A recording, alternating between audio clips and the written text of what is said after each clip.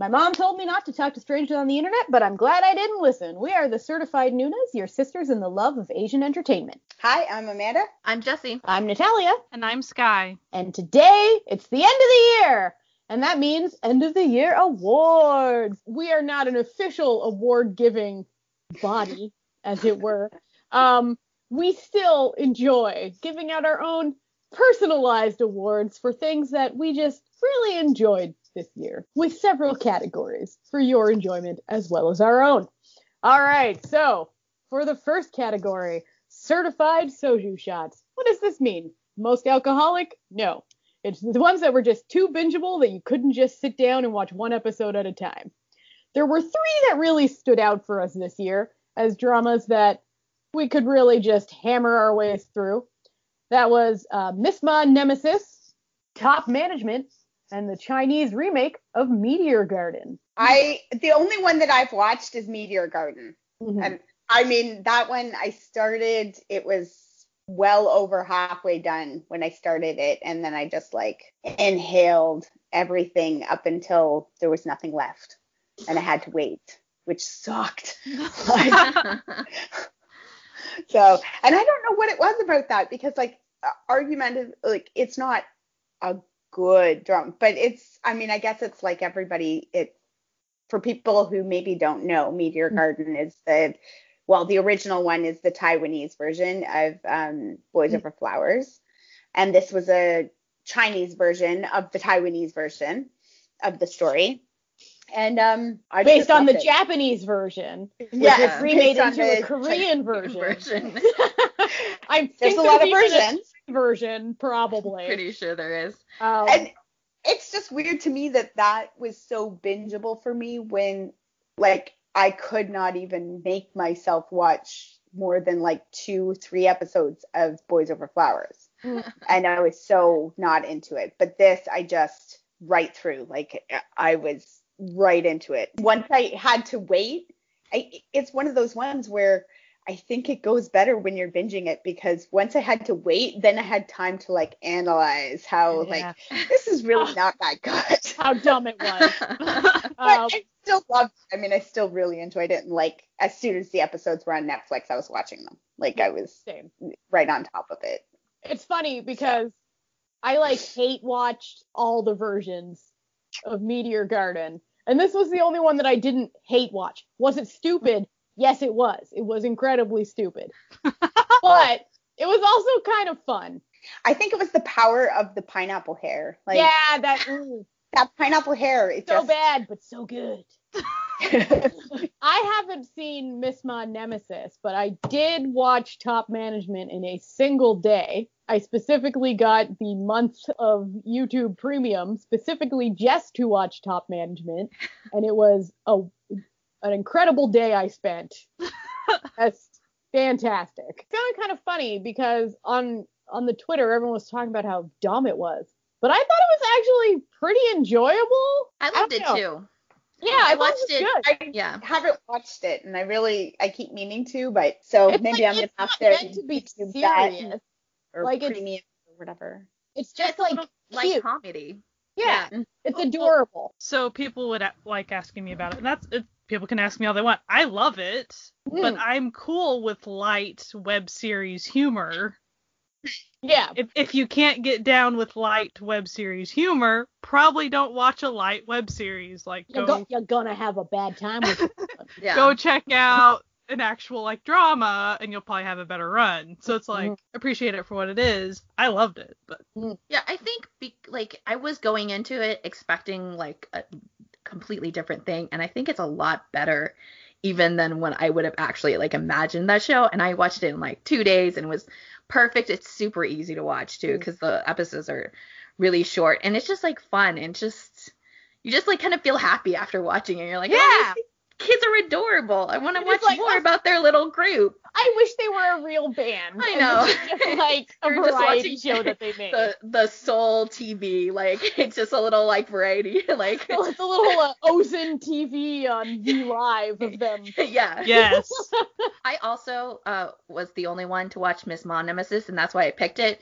And the show was really good, and it was bingeable and not like kind of the normal bingeable for me, where you just have to watch more and you want to watch more. It's kind of bingeable in that, like, when you're flipping through the channels on a Saturday and you stumble upon like Murder, She Wrote, or even like a show that you've seen like 1,000 times, and then 4 hours later you're like, how am I here and why am I still watching this? Miss Mall was like that. It had some really great plot and I really enjoyed the series on whole, but it was just like you just kept on pressing play and it was like super bingeable because I was like, okay, I could do another half hour of this. Those are the best kind of shows. And suddenly you realize like 9 hours has passed. Wait, what? So they're all pretty bingeable. They're all pretty fun. But which one is the most bingeable? The coveted winner of the certified trophy for most bingeable. Top management. Top management. Yeah. It's gotta be Top management. Like Meteor Garden is pretty bingeable, but it's a pretty big time commitment. It is. That's Whereas true. Top Management is not a very big time commitment. No, like, they're short episodes, and you can in and out in a day, in it to win it, done. Beautiful. So the next word is certified T. The two, I don't know if anybody had any others that were up for this, but the two that we had listed as nominees were the YG Future Strategy Office, which was just piles and piles of tea they spilled that tea. They spilled that tea. Gallons of it. Hey, do we have drug scandals? Yes, we do. Do we have these sex scandals? Yes, we do. Like, let's talk about all the scandals. Let's talk about all the politics that go on behind the scenes. Let's, make fun of our boss, like, big time all the time. Like, it was everybody in the basement. And then the other one was Miss Hammurabi, which for me I listed because it's not funny the same way, but they talked about gender issues and the issues with inequality and gender issues, and a lot of gender issues got touched on in that drama, and it was a little surprising at times the direction that they took those things. Another one on that vein could be My ID is Gangnam Beauty as well. That's true. Yes, that's true. A lot of gender politics, societal beauty standard tea getting spilled. I think to piggyback off of Miss Hammurabi would probably be Lawless Lawyer just a little bit. They didn't touch on it a ton, but there was some gender conflict stuff that happened, and the main female character was pretty good about standing up for herself and kind of bringing to light a little bit of that stuff. Yeah, also My House Helper did have kind of a bunch of that, especially towards the beginning with the girl and her like issues with like people that she worked with within the company, and like thinking things of her and like thinking she was one way just because they saw something. Yeah, this year's been a year for tea.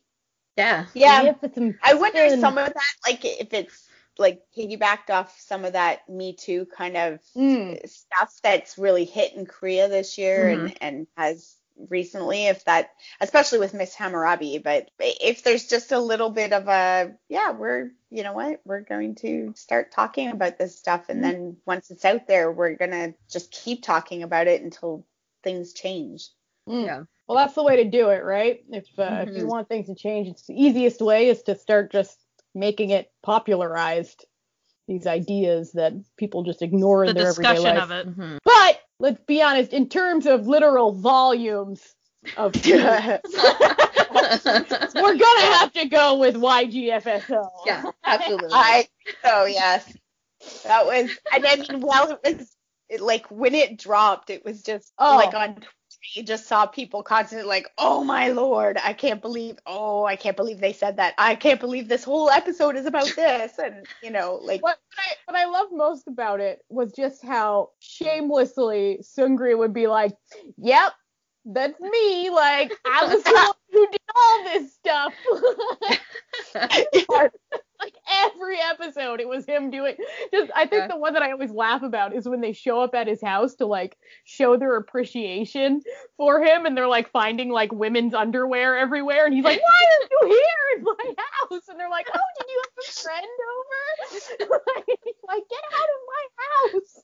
Everything about that show makes me laugh so hard. Yeah, it was great. I was dying because I kept watching it because I could download the episodes, right, on Netflix. I was watching it when I was working out, like on the treadmill, and I would be like, okay, we're safe. This is a safe moment. I'll take my swig of water, and then somebody everywhere. There's never a safe moment. I'm laughing out Like, loud, you dying on the treadmill, trying not to die, and like you think you're about to have like a safe moment, and then they pull out the Big Bang Centipede, and you're like, no! You're like, I can't. I look forward to watching it. Oh my goodness, So guy, good. you're gonna die. Yeah. You're actually gonna die. I have to Even- set aside a couple days and just laugh my face off. Yeah, you will. Even my husband, who does not know that much about K-pop, except what he learns through me, was laughing hysterically. He knows Big Bang, so like he knew enough to like find it hilarious. How does Sugri get fired? Like, how does like that? Even Yeah. everything was on the And show they had too. they had the guy from Sexies, who's actually Yeah. YG's brother-in-law, playing himself as like a drunken, horrible version of himself. Oh my god! If you like K-pop at all, and you haven't watched it yet, do yourself a favor, watch it, because it is so funny. And it was worthy of the award, it sounds like. Worth 100%. 100% worthy. I guess the next award category is Certified Cookies and Milk. Best Bromance, going together like cookies and milk. So the first drama would be Are You Human Too? And then the second one is 100 Days My Prince. And I just had a thought that I added like last minute. Love Knot or Moonshine and Valentine. It was a C drama, and there's sort of three guys who are bros, but like the two in The particular, two guys. Fox fairies that are like super broed in a way that makes you wonder, if it wasn't a C drama, if it was a Thai drama. yeah. Not only were they super broed, you're getting the impression that this show is going to lead to the first ever polyamorous relationship in a modern drama between them and one girl. And it kind of does. Yeah, it's very it's an open-ended weird ending. Love triangled, but like it's so bromanced out because it's a C drama that whatever.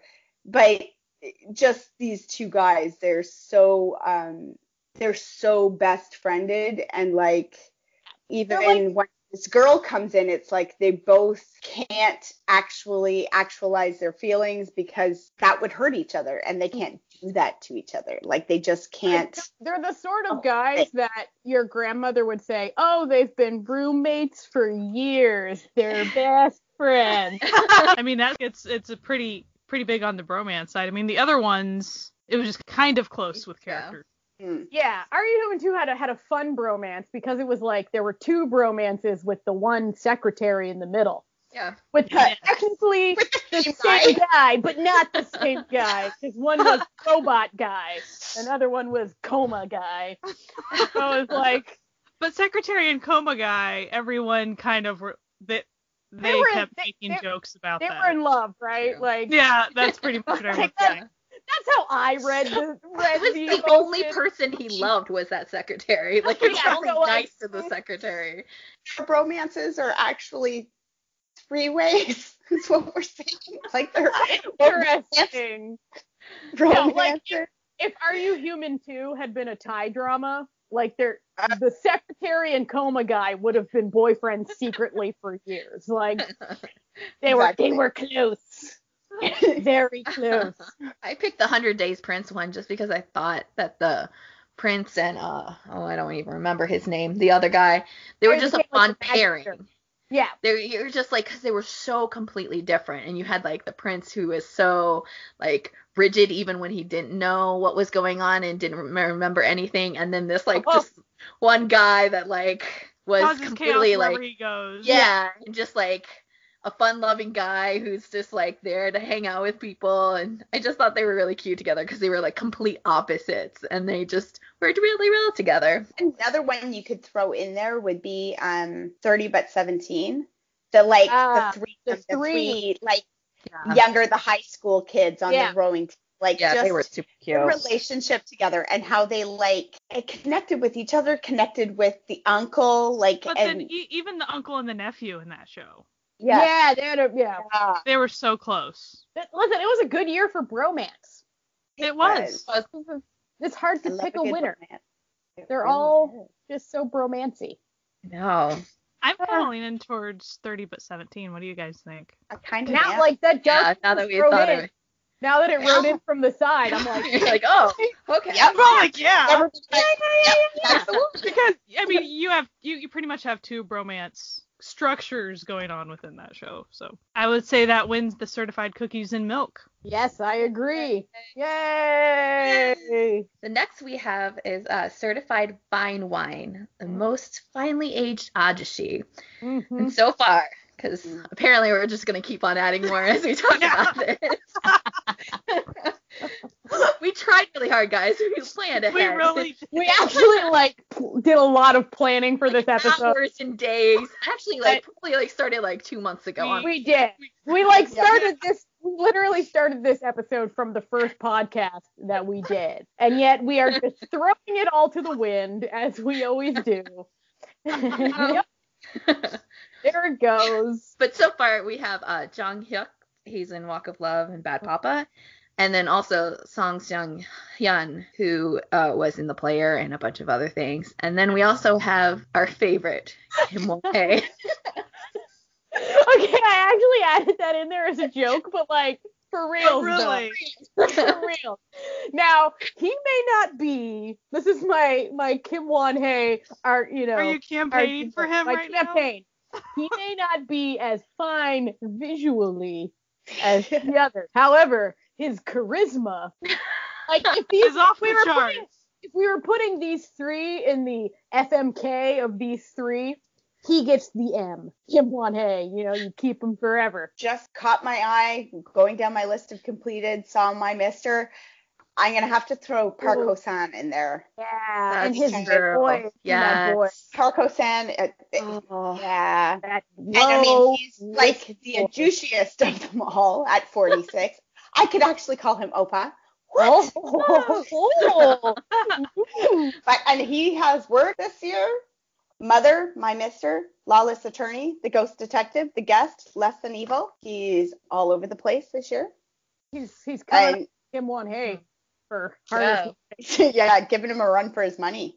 And he just started in Recently, yeah. Oh no, he was an actor when he was young. He did some movie roles, support and unknown movie roles when he was younger. But Well, does that even count? basically 2014 and up is his career. So he basically started in his 40s. And he ain't bad on the old papers. He is not. Oh, I see who you're talking about now. Lawyer. What was he in there? I see. He was the prosecutor. Yeah, the really attractive prosecutor. I see now.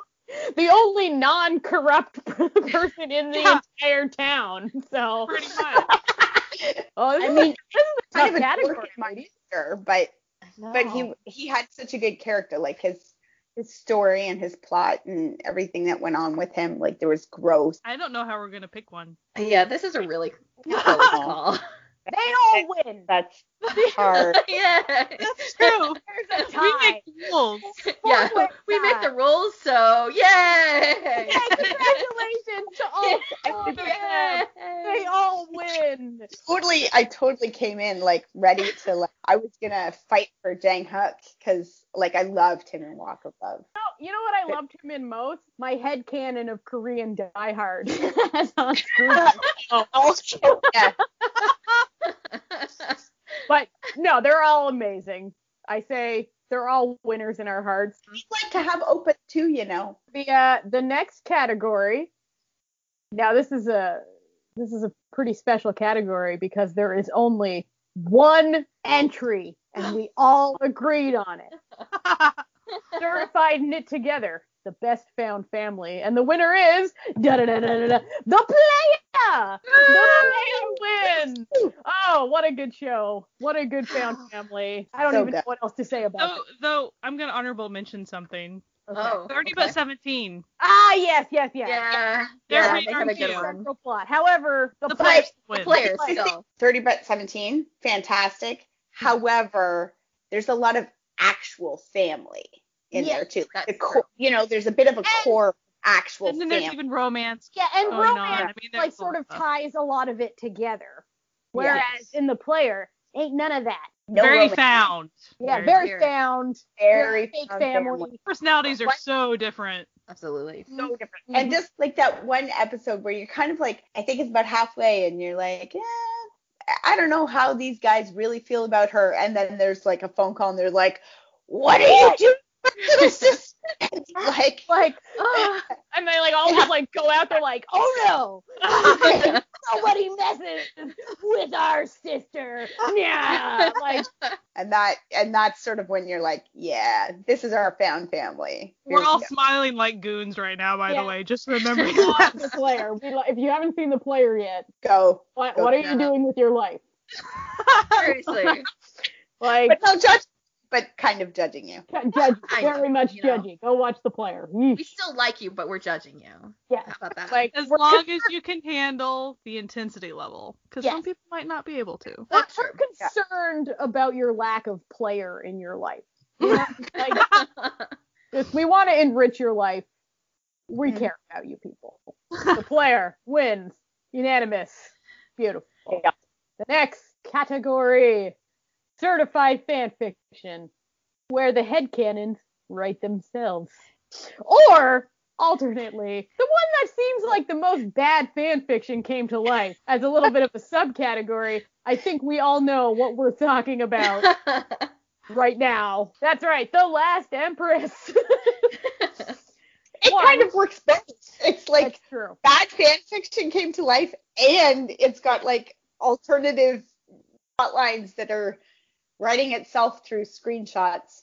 You True. could cut that sexual tension between Sung Rock and Jin Hyuk with a knife. You know what I mean? Like, those gazes. The touching that he's my man. Yeah. He would never. He's my man. Okay, Emperor. Okay. Okay, buddy. Calm down. We believe you. And more like, what would actually inspire fan fiction. We have Soji Sub and Kanki Young from Terrius Behind Me. There was a little something there. You know what I mean? When you're willing to Eskimo kiss with the other man, That's true. there's something up there. And yeah. And also, like, he definitely, like, got off from that, right? Like, I'm not crazy. Like, that was what that scene He was thinking. Like, the face, to me. He was happy. Yeah, he was Very happy. very pleased about how that came out. And the other one, of course, our old secretary and coma guy from Are You Human 2? Secretary Oh my god. Snobshin and I don't remember what his character name was. I'm bad with names. I Shin. don't remember the secretary's name. Shin and Robo Shin. Yeah. Robo shit. More so coma guy. There was some love there. Yeah, there was like the bromance with the robot, and there was like the not Romance. so I can't quit you. romance with the All the tension between him and Coma. Okay. Coma It's guy. him in a coma. Coma shin. watched you while you were sleeping. Okay. I mean, half the series he's just sleeping, so and it's still happening. And you can still feel the tension between them. So, Just So saying. once he wakes up, it just gets that much worse. It's like, yeah. you're like, Wait. put those bedroom eyes away, gentlemen. This is a Korean show. Can't have this. Oh But my. I think in terms of the ultimate winner, probably our random headcanons from The Last Empress. They're such intense characters anyway. Yeah, then it leads itself to ridiculousness, which Mhm. if you've been listening to some of my choices for the fanfiction corner, ridiculousness is truly where it's at in the fanfiction world. So, so the winner, The Last Empress, yay! So then there's the certified Noona category. Because, Noonas. Yeah. Which I think we are. Amanda had a really good nominee going for that one. Mm-hmm. I have to say I nominated the fairy, Miss Fairy, from Mama Fairy and the Woodcutter, because, Ultimate Noona. she celebrates her 700th birthday in the final episode. She's still getting it. 700, and she's got two 20-something guys, like, going after her. She getting it. Get it? Get it, girl. And, and a woman, like the female fairy, there's something, I don't know. Like, I don't know if she's just friendly or if she's in love with her, but, like, she basically has, like, three personalities, all in love with her. And she's over 700 years old. So, or we could even half count the time appears as an elderly woman. And the other half of the time appears as a young, hot woman. So, like, she's still getting it. It's almost like once you fall in love with her, then you see her as the young, hot woman, but you almost, like, love her first as, like, old granny, and then you get to see hot young woman. And then you get rewarded with the young, hot woman. Ridiculous. I was going to say, if you start counting all the separate incarnations, though, since it's not like they have all their memories all the time, there are all types of people that love her. Yeah, she is the ultimate Noona in the like, the award to Mama Fairy because the age gap is so extreme. And because she does, while she acts like a grandma who, like, is totally out of touch with reality in some ways or the world, like, she makes the weirdest choices, but they're totally grandma old lady choices, which is hilarious. She goes for what she wants. She knows what she's going for. She's with her goal. She goes for it. When she realizes, nope, this isn't what I want, she goes to something like enough of this. She goes for what she wants and she does it. Next category. Certified supernatural drama. There were some good. There were some good We have a ones couple. here. Yes, we got quite a few on this list. I've only seen 2 of them. So there's Love Knot or Moonshine and Valentine, Witch's Love, Mermaid Sauna, which I may be the only person who watched, but it was a Taiwanese drama that killed me. Very short, but super hilarious and quite enjoyable. And Switched, it says J-drama. Yeah, it's a J-drama. That was like sort of a horror one, wasn't it? I haven't watched it yet. It's a body swap one. It's a body swap, yeah. Right. Okay, I remember that. I didn't watch it, but I do remember it.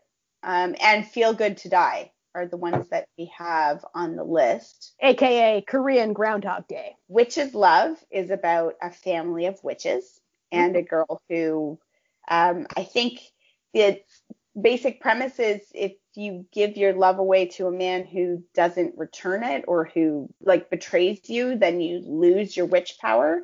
And you go crazy and live under the bridge. You'll literally go crazy. Like a troll person. Witches who have, like, lost their power and gone crazy, and they're all homeless people. So basically, like crazy homeless people you see are actually witches who have lost their powers. So be kind to these heartbroken witches. She has to actually find her actual true love who can't betray her. Mm-hmm. And hijinks ensue, and it's hilarious and sweet and it's a cute little drama. Only really 12 episodes, so it's pretty easy. Love Knot or Moonshine and Valentine is a fairy story, fox fairies, sea drama. It's a reincarnation love story. Like, they fell in love as children hundreds of years ago, were torn apart through devious means, evil, and now have to find each other again, kind of thing. And one of them remembers, but the girl doesn't. And he's blind, but still has superpowers when he's blind, but only during the day. I'm really selling this drama. He's very hot though, so super hot. If you're into the visuals, this is the drama for you. Yes, this was a good year for Johnny. Johnny really giving it. Good year for us. Yeah. I think. Good year for us. A year for Johnny is a good year for everybody. Exactly. And then we got Mermaid Sauna, which is another body switch. It's a Taiwanese one. 3 employees of a sauna who drink this weird wine one night and wake up in each other's body. So it's a 3-way body switch. one girl, two guys. The one guy is gay. Oh! And the gay guy winds up in the girl's body. The girl winds up in the much younger boy's body. And the younger boy winds up in the older gay man's body. And then selling this. So good. Like it's goofy and silly, but it's also really it's really good. There are no mermaids though, despite the name of it. I thought there was gonna be a mermaid body swap, but no, it's not. It's the sauna. Misleading. Switch is a little bit more darker. It's about a girl who's unpopular and she has a lot of stuff that's going on in her life. And she really hates the girl who's really popular. She's super popular, super friendly, just like has everything, the great family. So she decides that she's going to do this thing to create the body switch. I won't say how they do it because I don't know if that's a spoiler or not. And so she basically tries to take over her life so that she could live as the popular girl and then force the popular girl into the unpopular girl's life. It's really good because it shows each other what they're dealing with and like kind of shows the people around them like reacting to them differently. And it's a actually really great. It's sort of short drama, kind of just showing the way you perceive people and the way that you treat people can also affect how you are and how your life plays out. So it's a little bit darker, but it also kind of has a lot of really great moments. And I think that with the character, the unpopular girl's character, the lead actress, like the actress that plays her is phenomenal, and they could have gone far into a territory of kind of making fun of her or because of who she is, and they didn't, and that's why I really actually love that show. It's on Netflix too, so it's easy to find. Cool. And Feel Good to Die is a boss that everyone hates, and him and his female second in command essentially get caught in time loops where he keeps, every time someone curses him to die, he does, and they wake up on the same day. So she has to teach him to not suck. So that is a good summary. So, essentially. Like Natalia said, it's like Korean Groundhog Day, right? Yeah. Where he has to learn to be a good person in order to get out of the time loop.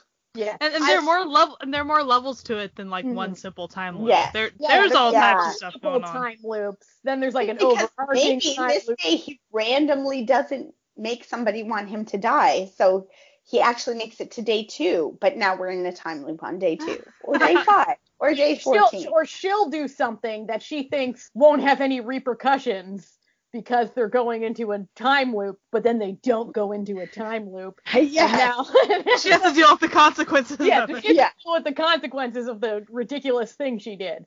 So it's kind of it's really fun. And some of it's just like in those first couple episodes, it's just like, here's 50 different ways. We're just going to show you like 50 different ridiculous ways that this guy is going to die, because she's going to try and prevent it, and he's still going to die because somebody still cursed him to die. So he has to die. That's like at the beginning, she hasn't quite figured out the mechanic of the time loop. I need to redo this day, so die. Just die. So I can redo this day. Like, it's like hitting the redo button. Yeah. She's like, I'm sorry, but you're going to have to die. It made me think of that Tom Cruise movie. I can't remember what the one that right, where like they're both caught in the time loop or whatever. She knows he's caught in the time loop, and so he'll like, he's practicing and he's trying and he breaks his leg. He's like, no, it'll be fine. And she's like, bam, shoots him in the head so that they can start the tape. Yeah. Kind of like that. It has its moments like that. So who wins? I don't know. I almost feel like this should have been like 3 separate categories, like supernatural creatures, body switches, and time slips or something. You know what? Yeah. You could all. There's just too many different. That means they can all get the award because it's our show. It's true. It's true. They all get the award again. Yay! Every winner. We like dramas. You get an award, and you get an award, and you get. Everyone's a winner, and the points don't matter. So Yeah. The next category is certified fluffy. Who was the cutest animal? There are 2 entries this year. Number 1, the foxes from Love Not / Moonshine Valentine, and 2, the Chihuahua from 30 but 17. As a Chihuahua aficionado, there's 2 of us on this show. Yeah, you can probably fight us on that. I'm gonna have to go with Chihuahua Or because else we'll get beat up later. yeah, because dogs that have ever existed. So just putting that out there. I love you guys, but I hate Chihuahuas. I was traumatized as a child. My great uncle had one that was nasty, and Yeah, that's what I love about them. yeah, So when you're like 5, it's not cool. So, like, if they don't like you, they don't like you. They will not Like, ever. They're very didn't open like with them. anybody, but neither did my uncle. So like, Maybe it was your uncle that traumatized you, not the Chihuahua. See, maybe. my Chihuahua likes women, but hates men. Like, of any species. You're I male. will give you that 30 but 17. That dog was horrible. And it served purpose in the drama. Like, it wasn't just like a comedic, like, there was purpose to the dog. It had story. It was a bridge.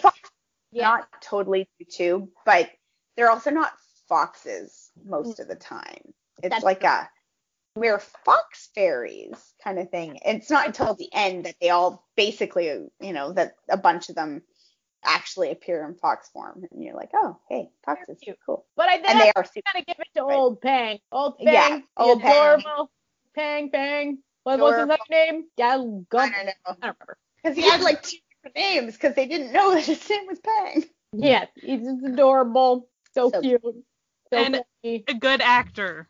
Yes, good dog actor. Solid dog actor. Quality dog acting going on. Quality. We actually have a ton of awards left, but I don't know, guys. We've been going for an hour now, so.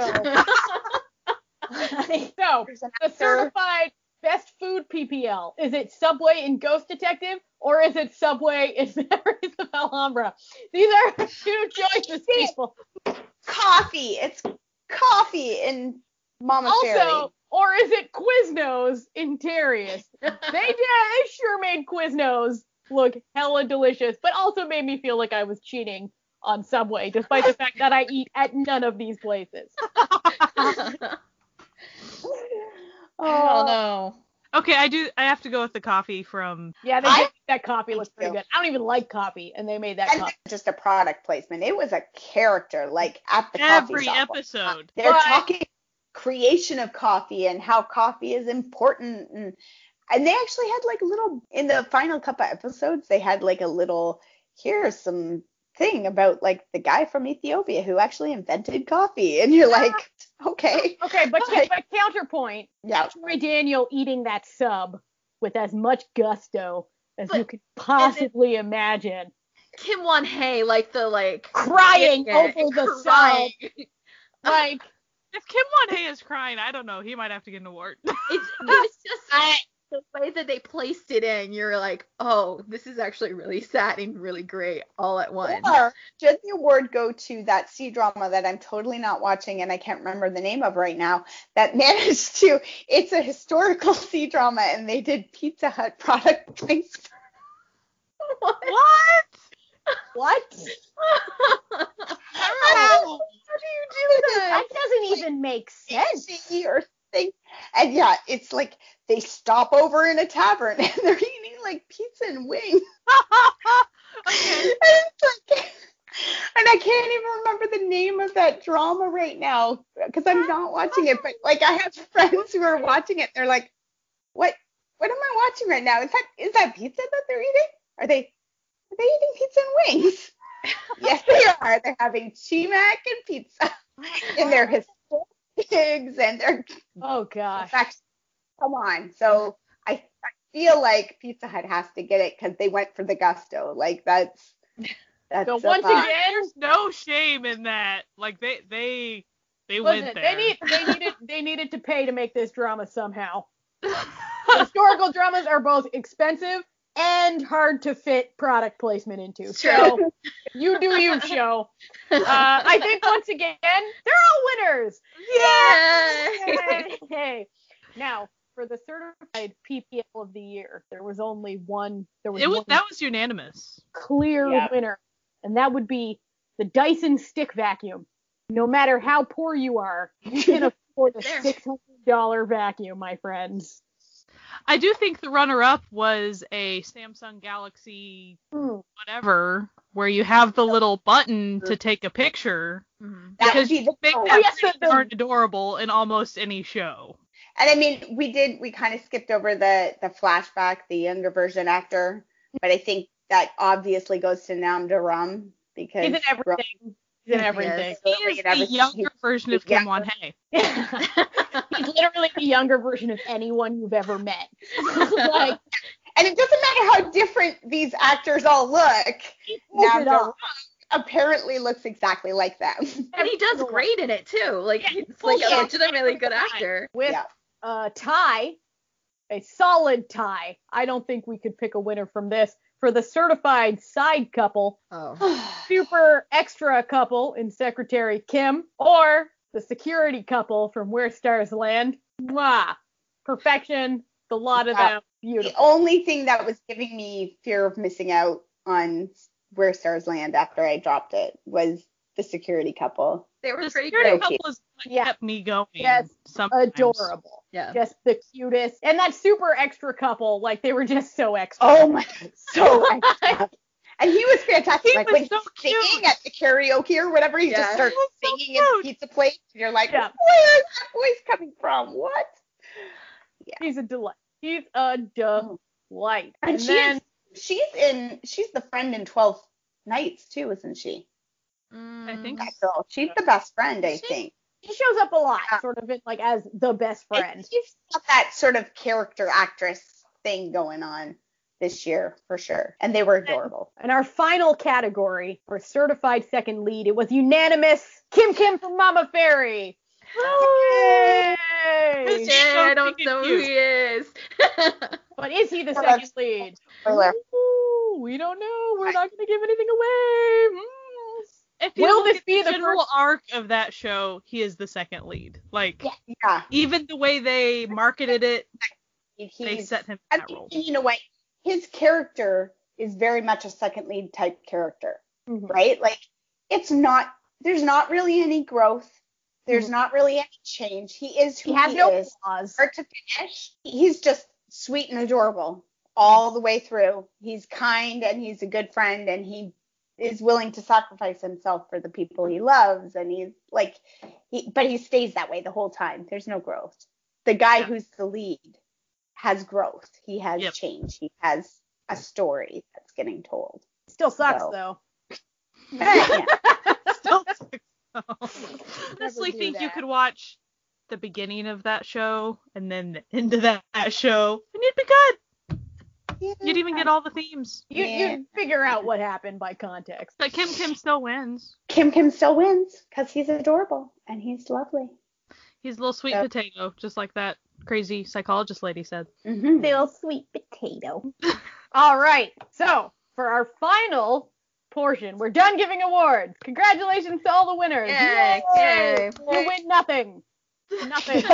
Love. But love from us. Our free promo. Our free promotion for you, for the world. So now for our next segment, it's the new year. Everyone makes these New Year's resolutions.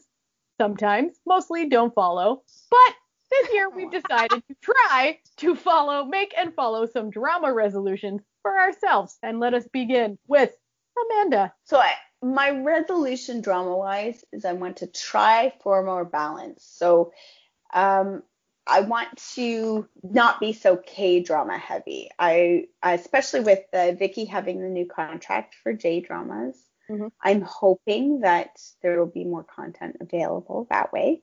I'd like to watch more J-dramas, more C-dramas, more T-dramas, more Thai.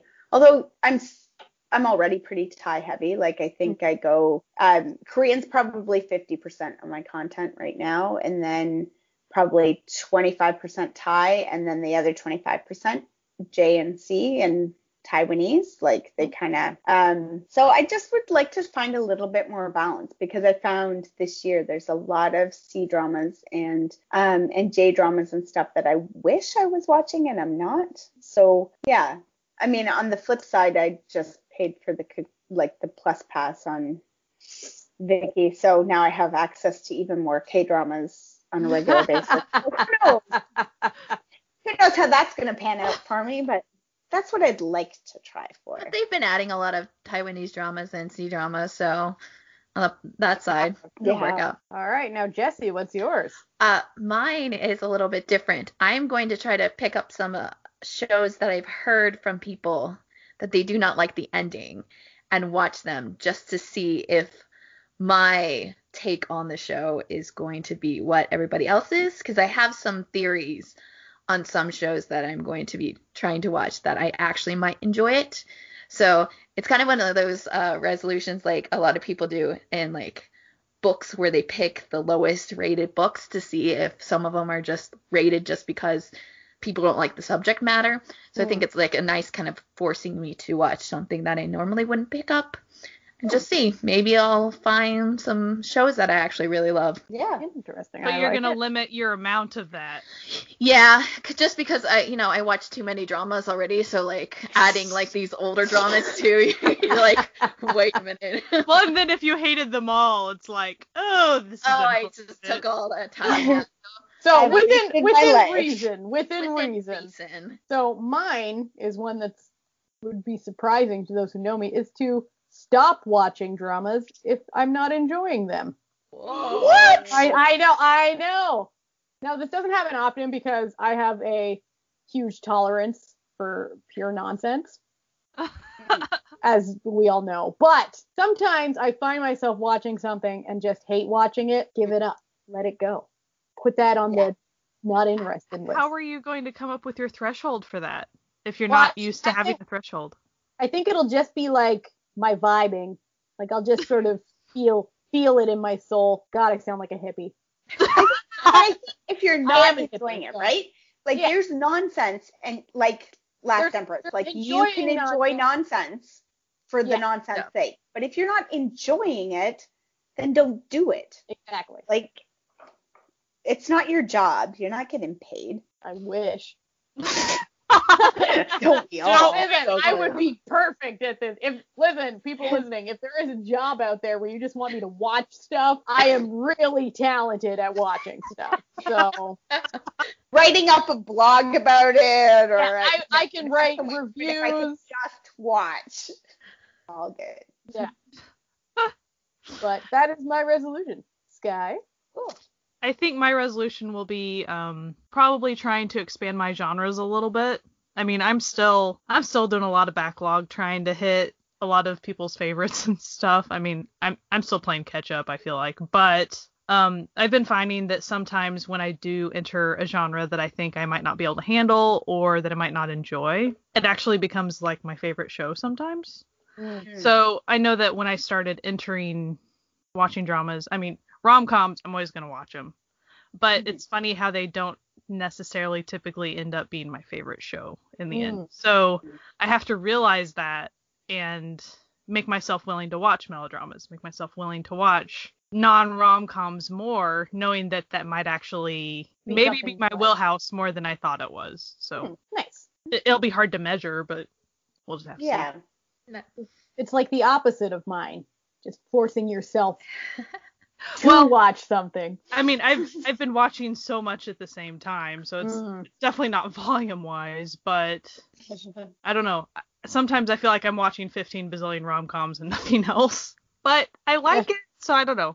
It'll be interesting how I figure out truly how to do that. I'm not really sure. Well, maybe it'll be like with us pushing, you know what I mean? Like maybe we'll, recommend podcast-wise, we'll have themes or we'll have things like with White Christmas, right? You were like, this is not my thing, and then you're like, I really like it, like, right? I so mean, that's like a good example of as long as I'm guaranteed some level of investment into it, if someone says it's worthwhile, I'm probably gonna like it, and so I used to think I couldn't handle something like White Christmas, and the reality is I can. So I need to be able to try that more. And then, maybe even go back through some of you guys' favorites or things that other people mention and give it a shot, even though it's like, I don't know. But like, let's be real, I love the player, and I'm not sure, it was a little bit intense at the beginning, and I didn't know if I could push through that. But in the end, so I need to be willing to try things. There you go. So then there's wish lists. What do we want to see in the coming year? Better gender relations, please. Always.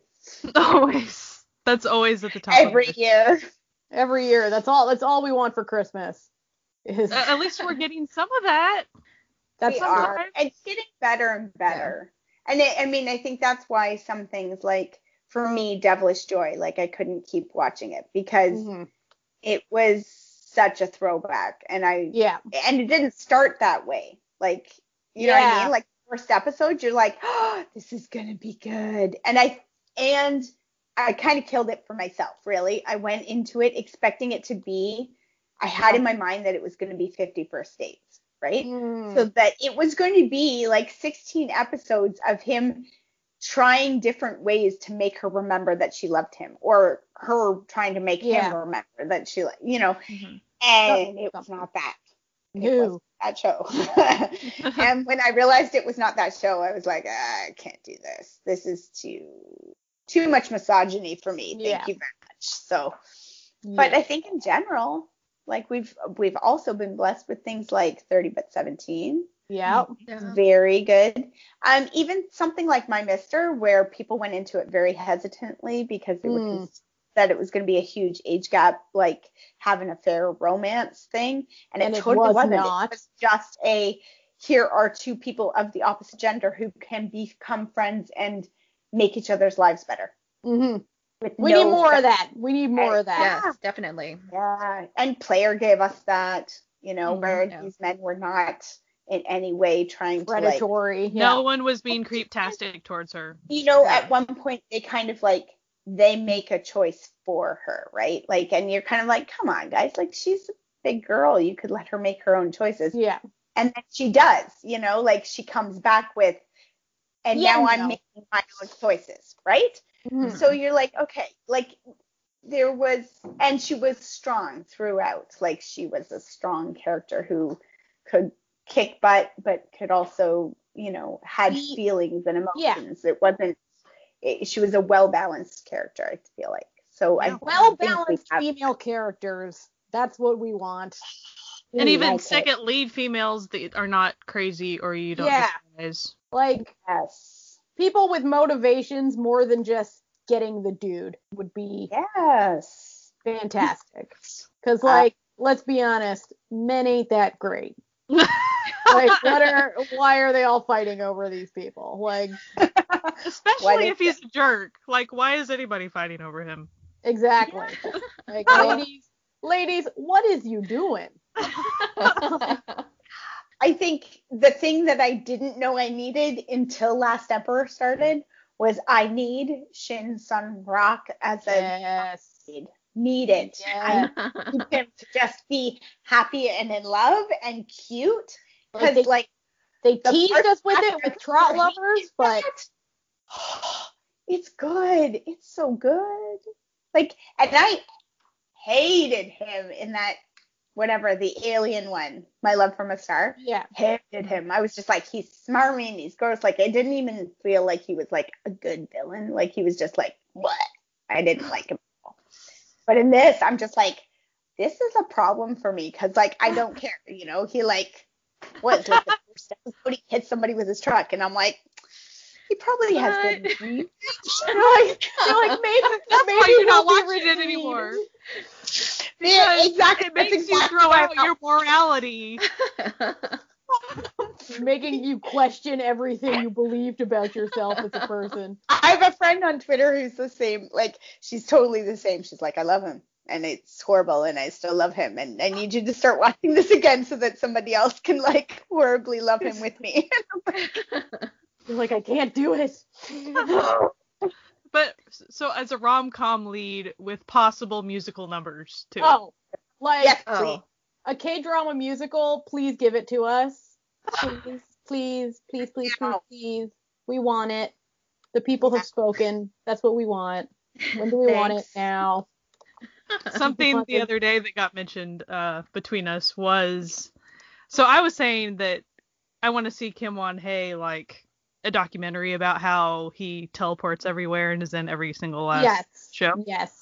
But what I really want is him being the Korean version of Mr. Rogers. Yes. Mhm. In a sweater showing us all of his entertainment buddies. And then Yes. being like, love yourself.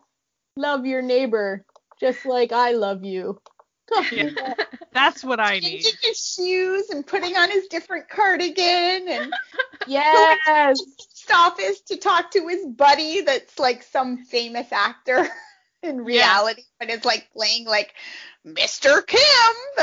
Yes. Korea, please give this to Oh, us. We would like it, please. Thank Yeah. you. Please and thank you. And then, of course, Jisoo getting the girl would be a big plus if we Now, could get see, that That's true. here. I kind of like him not getting the girl. I know, but I kind of love his pain. I know. I'm a bad person. How can we fill our water bottles? Gotta sell those water bottles. That's exactly. Exactly. Just something else I want to see. Pure selfishness on my part. I want Rubin back. I want him to be healthy and like even if it's some variety shows or something. Yeah, I as long as want he's to healthy see and can do it, I want to see him back. Yeah. absolutely. Same. I just want to see him healthy and happy and good Mhm. because I miss him. I know. Oh, eyebrows. And I mean, like seriously, while Top is in the army, like all my eyebrows are missing, and it's a really big problem for me. All of your eyebrows are missing. I think that might be a go-to tagline for you. All my eyebrows are missing. Sounds about right. I would really love some more J dramas and on legal sites, and I'm hoping that Vicky will pull through for us and give us that. Deliver But it onto us. Netflix is kind of slowly creeping because that one show that you were talking about with the teacher, it just came on Netflix, and that ended like a month ago. So I have hope that Netflix might also be kind of creeping in to give us more J dramas, and that's what I really want. Across the board, right? Like I was saying, I'm watching like a Turkish one now, and like there's all kinds of crazy stuff. Like not crazy, like it's just crazy how much more open Netflix seems to be over this last year to like you're in a different country and you might actually want to see content from another country. What? Okay, I guess we could what kind of crazy talk is this? Yeah, so between Netflix and Vicky, hopefully we get a lot more. Maybe Japan is loosening their reins a little bit. I'm hoping. Allowing some more out because there's so many. Like that Miss Sherlock one, and it was on Hulu, but like I can't get Hulu here. So and I really wanted to watch that one. So hopefully more of the ones that we want to see show up. And Thai dramas, Netflix. Yes, Netflix is hooking us up. Picking up a lot. It's hooking us up with the Thai drama life. Yep. Thank you, Netflix. Netflix. We appreciate it. So I'm going to give a little teaser about the coming year. Yeah. So we might be doing some music-y things. Woo-hoo-hoo-hoo-hoo. Maybe. Woo-hoo. Probably. Because we like music, we just don't talk about it, but we do like it. We're very, very into music in this group. Guy is not the only person who likes music. Yeah, it was more like I couldn't come up with my little separate thing, so I was the go-to let's just halfway mention music person. So just like did a little teaser. Yeah. Mm-hmm. So we're gonna be maybe for sure doing something like that. So look forward to that, everyone. Yeah. More content. And as the final part of our 2018 casting year, we will now reveal to you what our favorite dramas of the year were. Starting with Amanda. Okay, so, I mean, there was a lot of good ones. There was a lot of meh ones, too. But I have to say, overall, it has to be my Mr. or my Ajushi. Like, it was stunning. It was beautiful. The music was beautiful. The visuals were beautiful. The story was beautiful. I cried and it was cathartic, like super cathartic. And it's very, very much, I mean, it's a drama that absolutely needs that 4-episode test. You start it and you're like, this is depressing and it's all dark and it's all bad and there is nothing good here. Why would I keep watching this? And by the time you've reached the end of episode 4, you can see that little light at the end of the tunnel and you're like, I think we're headed there. We're headed towards that light.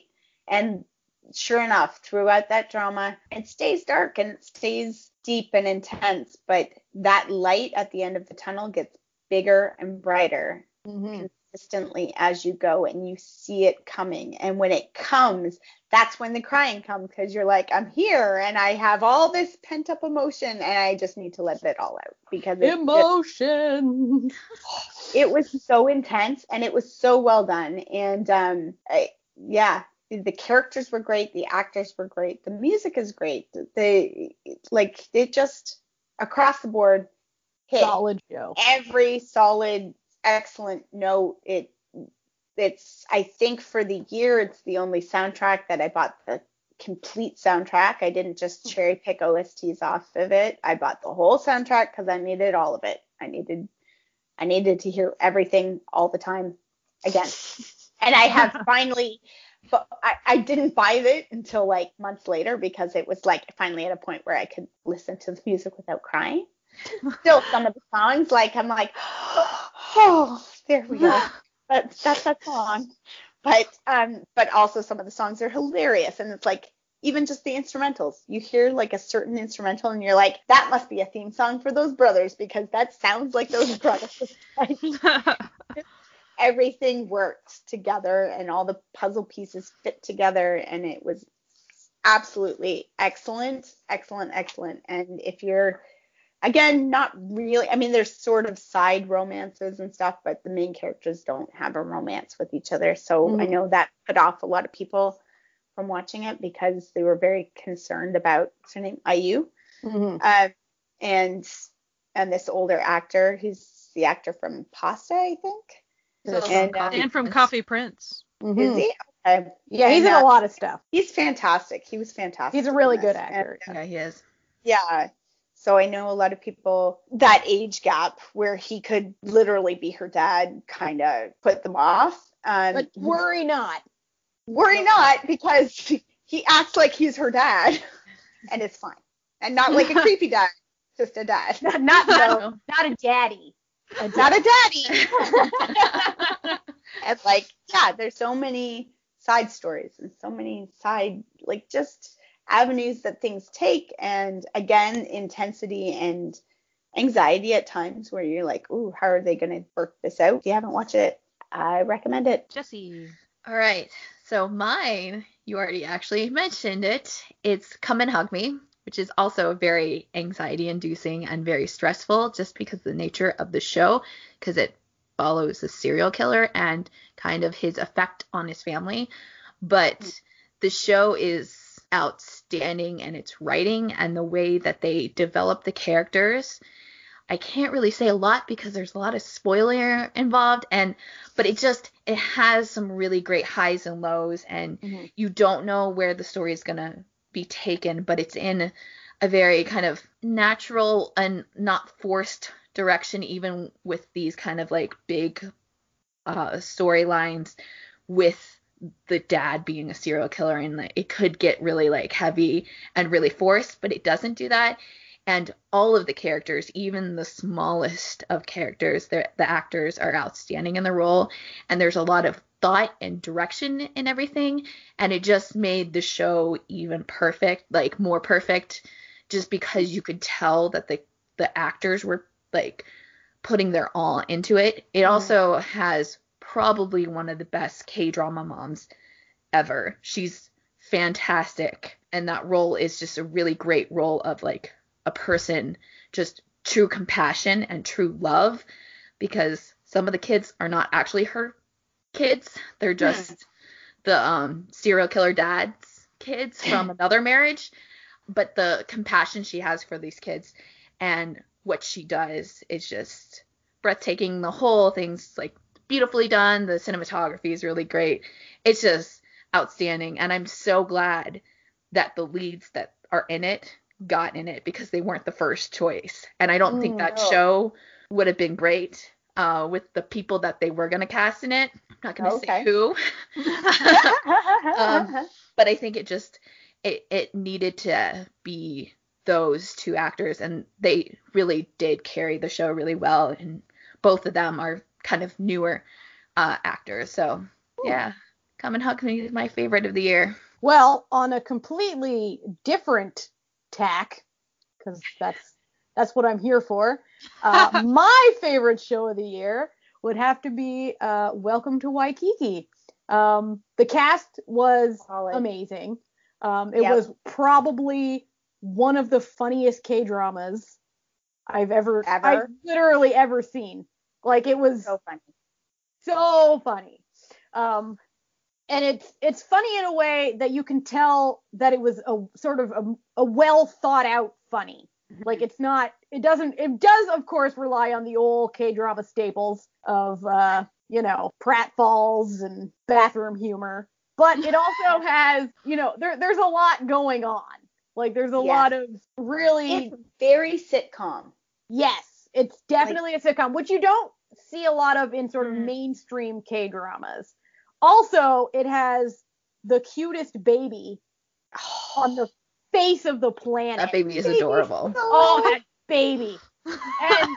And it has a very satisfying, like, ending, I want to say. Like, all the ends get tied up in ways that make you happy. Yeah.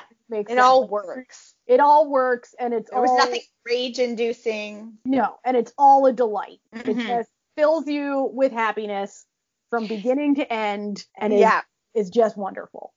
So I know some people were put off a bit, like people who can't handle like embarrassment humor kind of thing and stuff like that. But I hate embarrassment humor, and I still love that show. So the embarrassment humor wasn't super cringe-inducing. No. It was more like mean. Like, it wasn't mean-spirited. No.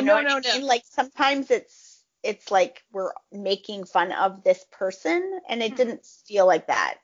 No, it's very, I don't even know what the word is, but it's positive humor even when they're making fun of someone. Like, it all ends positively, and it's just, there's no real depressing arc. Like, it seems like there's going to be a depressing arc, but then something ridiculous will happen, and it'll pull it out to just being hilarious. So if you want to feel good. It's very much, I think, a cross between, like, what was that? I mean, we all thought it was going to be Three Men and a Baby, because that's kind of the premise that they put out in the beginning. And sort of like the first maybe 2 episodes are Three Men and a Baby. But then, no. Then it becomes Friends. So it's like Three Men and a Baby morphs into Friends. And it's basically Friends if they all lived in the same apartment. And it's good choice. Oh, it's so good. Now, unfortunately, this is another drama fever. Really? Oh my god. Yeah. Orphan. However, as we tentatively said before, it is possible to locate it at various ports of call. We, of course, do not officially condone any such behavior, but unofficially, it can be found. Officially, we do say to campaign to the legal sites to... Yes, there's a second season coming. So presumably, whoever winds up picking up the second season, and it was popular enough that you imagine that Vicky would try for that. Mm-hmm. So I would see if they pick up the second season that they would try to get the first one as well. So I think some of those drama fevers that we're not seeing show up yet are not showing up because technically the licensing is still owned by the network, right? Yeah, I think so. When those licensings run out, we might see them show up. Mm-hmm. Mm-hmm. Else, hopefully, fingers crossed. And you can see Come and Hug Me now. It's on Viki. Yeah. So Sky, Wow, you guys all picked one. I thought we discussed about picking two. No, but you everyone can pick two. Everyone failed. I can give you a second one. I can give you a second one too. Well, If necessary, Feel Good to Die is my second choice. Okay, well, I will talk This is my second choice, so Oh. there you go. It's not even done, and I like it. I've got a bunch that I could go with for second choice. I don't know. There's a lot of good stuff this year. Mm-hmm. I don't know. I just read a thing where they were like, it was a horrible year drama-wise. Oh, you know what? My second choice would be Wake Up Ladies. Thai drama. So good. Super good. It's like Sex in the City, but Thai Sex in the City. And the main character is actually like the gay bestie who holds the four crazy girls together. It's so good. So good. And I mean, it's funny too. Like it's got like its funny bits. It's very funny. It's also very poignant and has great stories going on and just adorable. I really enjoyed it. You can watch it on YouTube. Legally on YouTube. Legally. Like GMM TV channel. Wake Up. It's called like Wake Up Ladies on my drama list, but it's just Wake Up or Wake Up Chinese. So I think my top one is Player or Hustle or whatever it's called. Player. And we've already talked about that a fair amount, but it was just a lot of fun. It was just darn fun. Yeah.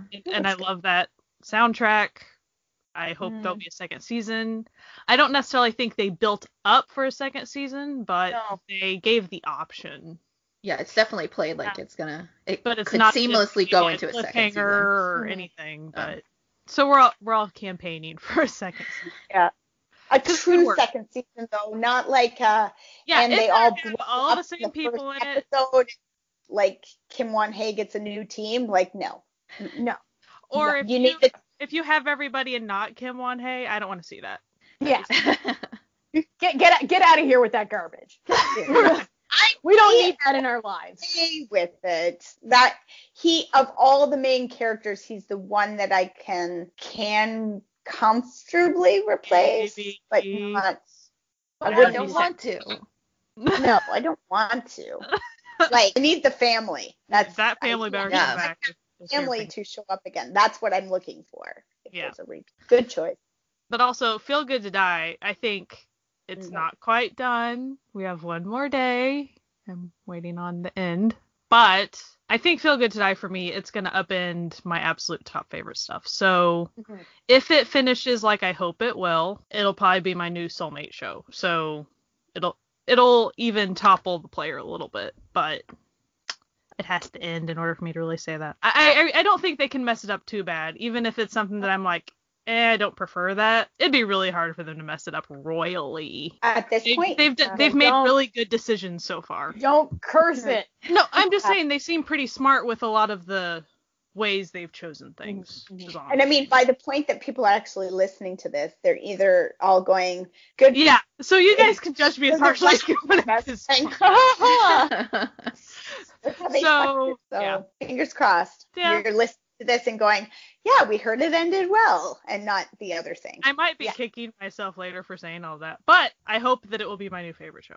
All right. So this has been another episode. Last episode of 2018, our year-end extravaganza fiesta. So you can find us on Podbean, Spotify, iTunes, Google Play, YouTube, and all of us on Twitter as a whole unit, but at Certified Noonas, woo! At Certified Noonas, or we're also all individually on Twitter, and we love hearing from you, so please be in touch. We're on Instagram. We're sort of on Facebook, but not really. I wouldn't put too much in that.